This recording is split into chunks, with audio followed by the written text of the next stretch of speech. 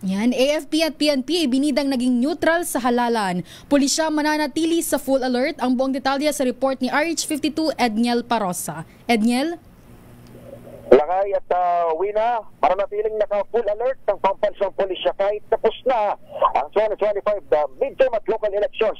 Paliwanag ni PNP Chief Public Information Officer, Police Colonel Randolph Tuanyo, hihintayin ng hanay na makumpleto ang proklamasyon sa buong bansa. Leon Tuanyo payag kasabay ng ulat na nasa 97.87% na ang naipabalik na election para Pernalia hanggang sa 2 araw makalipas ang botohan. Matay naman sa ulat ng COMELEC, higit 99% na ang dating ng mga election returns hanggang sa mga oras na ito. Pakinggan natin si Police Colonel Tuanyo.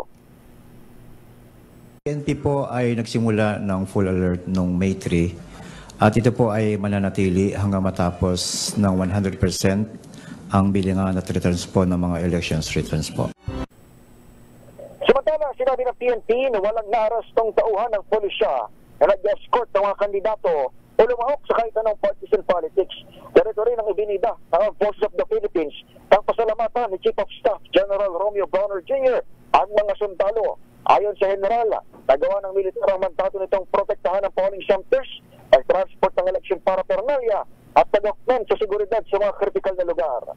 Parehong itinuturing ng PNP at ng AFP na generally peaceful ang Mayo 12 sa kabila ng 27 insidente kung saan siyam ang nasawi.